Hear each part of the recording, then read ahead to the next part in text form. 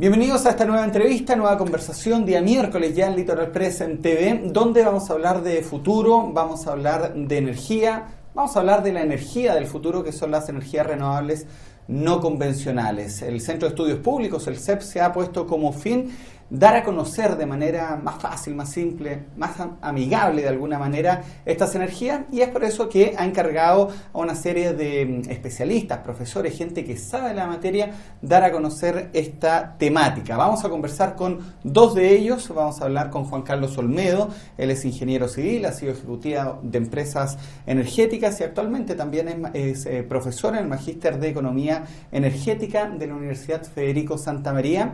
Y conversaremos también con Jack Clerk. Él es profesor docente de la Universidad de Chile, además de socio de la consultora Energy to Business, Energía para los Negocios. Bienvenidos a ambos a esta conversación. Muchas gracias. Gracias. Partamos de lo más básico, Juan Carlos. Ha estado aquí el ministro de Energía, Andrés Rebolleo, ha estado mucha gente especialista, pero siempre cuesta entender qué son las famosas energías renovables no convencionales. Bien, mira, este es un concepto que nace el año 2004, es un concepto único en Chile y aparece en la ley corta, tímidamente, con el objetivo de empezar a introducir los primeros incentivos para el desarrollo de estas energías, que fue una exención de pagos de peaje. Y ahí define que las energías renovables no convencionales son la energía solar, eólica, las pequeñas hidráulicas, la geotermia y otras que provengan de recursos renovables. Ahí tímidamente aparece el primer cambio. Este es el gobierno de Ricardo Lagos con Jorge Rodríguez, de ministro de Economía. Y posteriormente en la ley Corta 2 ya viene algo un poquito más profundo y establece el derecho a que estas energías puedan tener una cuota en las licitaciones distribuidoras. Perfecto. Ahora, el Centro de Estudios Públicos, el CEP, le encarga a ustedes, no sé cuántos profesionales más, dar a conocer de manera simple estas energías renovables no convencionales, y se encarga un libro. Jack, cuéntame de qué trata, cómo nace la idea de dar a conocer, quiénes participan.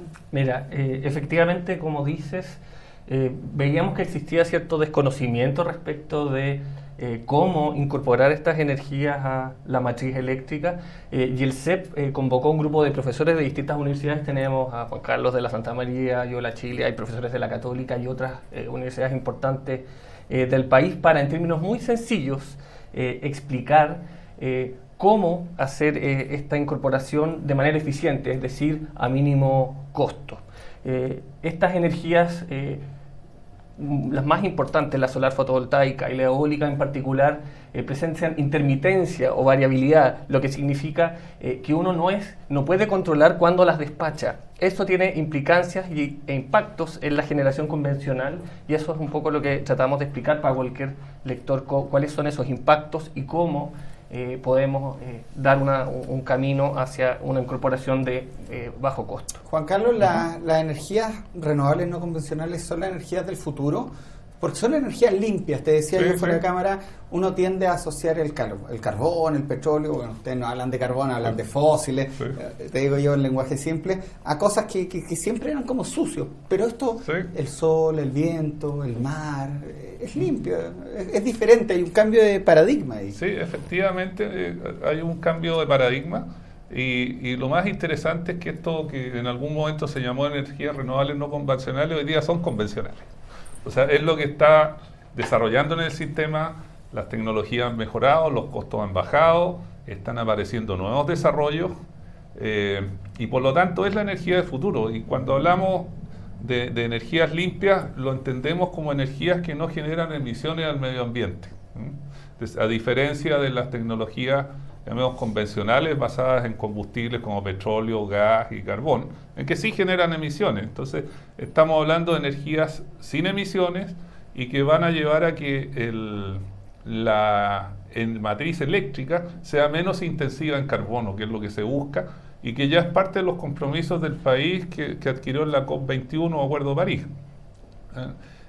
Y lo otro que ha pasado es que antes estábamos acostumbrados a que los cambios tecnológicos eran largos, y hoy día nos está superando. O sea, los cambios tecnológicos son más rápidos de lo que nosotros pensamos. Por ejemplo, 2 años atrás se hablaba del hidrógeno. y se veía como algo a muy largo plazo. Este año estuve en una conferencia y el hidrógeno se ve a 5 años. Muy bien. Entonces, los cambios tecnológicos, lo mismo ocurre con las baterías. Las baterías también están cambiando rápidamente. Entonces, estamos en un mundo con cambios tecnológicos muy rápidos, con transiciones, en que vamos a ver muchos cambios en los próximos años. Hay un punto importante, lo mencionabas tú, el 2004 es el año como que bajan los valores de las energías renovables no convencionales. Ya, ¿qué hace que esto tenga como un punto clave el año 2004 en reducción de precios y si van a poder seguir disminuyendo su valor? Claro, el 2004 los precios eran mucho mayores que hoy día. Por ejemplo, un panel solar fotovoltaico por unidad de capacidad en kilowatt estaba en torno a los 4.000 e incluso 5.000, eso depende un poco del lugar y todo.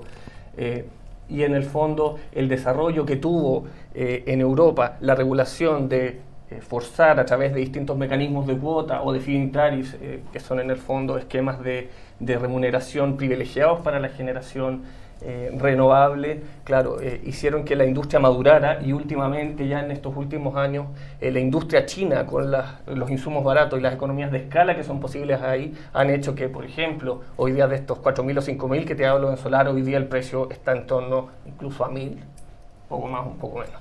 El ministro Máximo Pacheco y el actual ministro Andrés Rebolledo han tenido mucha tribuna, en especial Máximo Pacheco, y se mostró, se puso como foco de política pública la energía, algo que en el gobierno de Sebastián Piñera también hubo 4 o 5 ministros durante 4 años.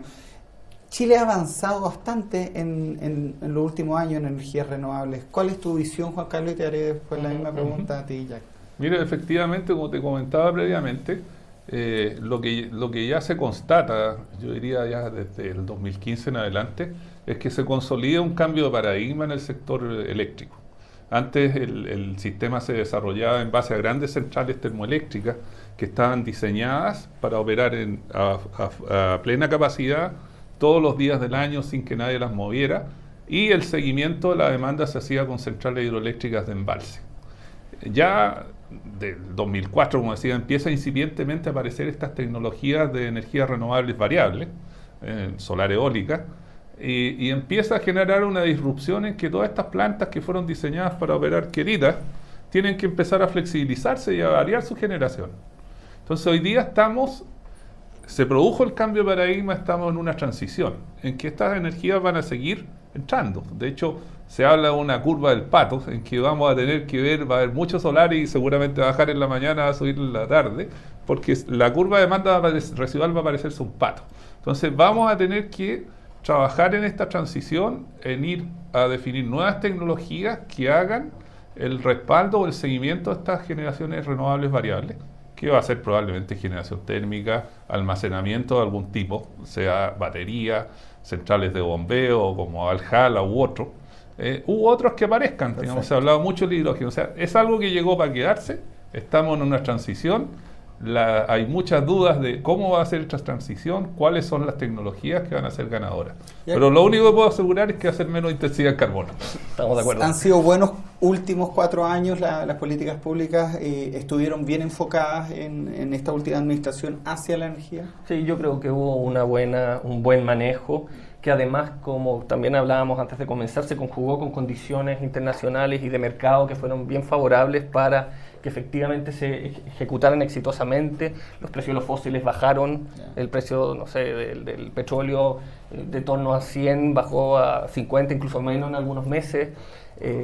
Y lo mismo que comentábamos hace un instante, también el costo de las tecnologías más importantes hoy día para Chile, como solar fotovoltaico, bajó, y lo mismo está ocurriendo con la energía eólica. Entonces, efectivamente, hubo condiciones muy favorables para ello. Aquí nadie quiere pautear a la futura ministra, pero Juan Carlos, igual sería interesante, ustedes dos con la expertise, hoy día acaban de anunciar al subsecretario de la cartera, que es el que se preocupa en foco. ¿Cuáles son los desafíos, la mirada a futuro que tienen que tener las próximas autoridades en términos generales, o qué recomendarían ustedes poner el foco? Juan Carlos.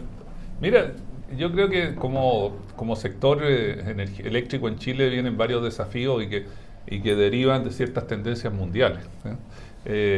Y uno que es muy grande, que el principal cambio es que como dentro de este cambio de paradigma, antes estaba el concepto de grandes centrales con grandes líneas de transmisión que iban a los centros de consumo, que es una disputa que nació también entre Tesla y Edison. Claro. De esa época, porque Tesla era de la idea de las grandes centrales de corriente alterna con líneas de transmisión para ir a los consumos, y Edison lo que defendía al final era la generación distribuida, cerca de los consumos en continua.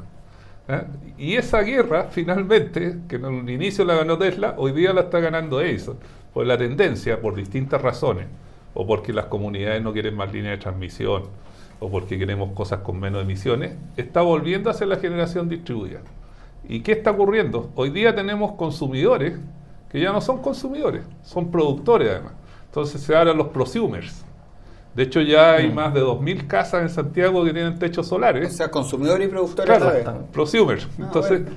¿qué está ocurriendo? Tenemos que adecuar nuestra ley de distribución. O sea, ya está antigua. Perfecto. Vienen las redes inteligentes, viene la electromovilidad. Los automóviles ahí vas a tener una capacidad de almacenamiento. O sea, en Europa, en Estados Unidos se habla, oye, usemos esta capacidad de almacenamiento con redes inteligentes. Por lo tanto, un tema importante va a ser revisar la ley de distribución y adecuarnos a los nuevos tiempos. Jack, ¿cuál es el foco que pondrías tú a futuro? A ver, yo creo que hay una agenda que de alguna manera fue bastante consensuada y existe una agenda que, claro, el gobierno anterior la definió, pero de todas maneras esta agenda tiene metas, tiene intenciones, este nivel de generación de 70% de generación renovable al 2050, pero este gobierno tiene que definir los instrumentos en el fondo. ¿Cómo vamos a hacer para llegar de manera eficiente, de manera costo efectiva, es decir, de manera barata para toda la empresa y también para los consumidores en su hogar? ¿Cómo se implementa esto? Eso es un camino que hay que ir definiendo y que hay mucho camino por recorrer todavía. Yo creo que ese es el principal desafío que tiene también este gobierno. Y para cerrar, a futuro, uno ya conoce lo que es el sol, el mar, ¿cierto? Las comunes en las que uno puede conocer, estamos viendo ahí algunos paneles de fondo. ¿Cuál es el futuro de las energías renovables no convencionales? ¿Qué más hay que para la gente que no conocemos en profundidad? ¿Qué viene? Mira, yo veo varias cosas. Una es el uso de la biomasa, que ha sido incipiente, y el uso de los residuos. Por ejemplo, hoy día ya la sociedad no acepta más rellenos sanitarios. Y gran parte de esos rellenos sanitarios son residuos orgánicos. Y la tendencia mundial es hacer lo que se llama el waste to energy, es decir, desechos en energía.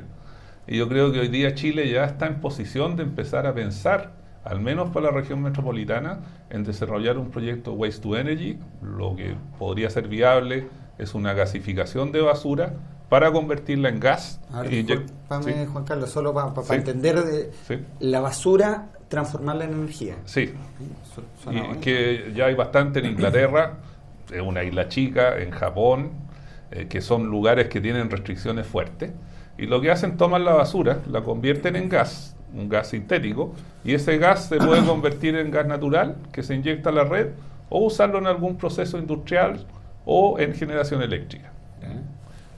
Futuro de la energía renovable. Bueno, como estábamos hablando, se viene una revolución, estamos en un cambio de paradigma importante que no sabemos a dónde vamos a llegar. La verdad, como decía Juan Carlos, el tema de la generación distribuida en los hogares, cada uno de nosotros va a tener casa, nuestro auto eventualmente va a ser una batería que va a inyectar energía de vuelta al sistema. Vienen muchos cambios y desafíos que ahí veremos a dónde vamos a llegar. La electromovilidad, nos sorprendió hace poco con esta Fórmula E también. A ver si podemos, en 30 segundos que me quedan, para que no me reten ahí, ¿qué opinan de la electromovilidad? ¿A cuánto vamos a tener a corto plazo? Se viene. Hemos estudiado ese tema y el 2030 ya debería ser una fracción súper relevante de las ventas de vehículos, ya vehículos eléctricos, ya el 2050 casi el 100%, podríamos decir, de los vehículos en Chile podría llegar a ser en condiciones un poco optimistas también. Ahí. Yo lo veo como una solución muy relevante también para Santiago, en que tenemos un plan de descontaminación. La electromovilidad va a ser una solución para todo el transporte urbano, que va a ser muy relevante. Y de hecho es curioso, como decía, de nuevo estamos volviendo al pasado. Recuerdo que en los años 60 habían troles eléctricos. Claro. Entonces, Valparaíso. Sí. Y en Santiago. Santiago claro. Entonces, la electromovilidad es una solución para el tema ambiental de Santiago. Va a ser parte importante de la solución. Yo creo que un tema también que da para conversarlo a futuro, quedan invitados cuando estimen conveniente, el CEP, el Centro de Estudios Públicos, Harald Bayer, trabajan acá con Litoral Press, reciben los informes, así que tienen las puertas abiertas cuando estimen conveniente y nos cuenten más detalles de este tema de futuro. Juan Carlos, muchas gracias. Gracias. Jack, muchas gracias. Gracias a ti. Y gracias a ustedes también por ver esta entrevista. Recuerden visitarnos en www.litoralpresstv.cl y estar atentos a la repetición de esta conversación que se emite en los canales regionales desde Punta Arenas hasta la ciudad de Iquique esta semana, saludando, como ha sido la costumbre, a los televidentes de Iquique Televisión que ven estas entrevistas desde esta semana. Así que muchas gracias.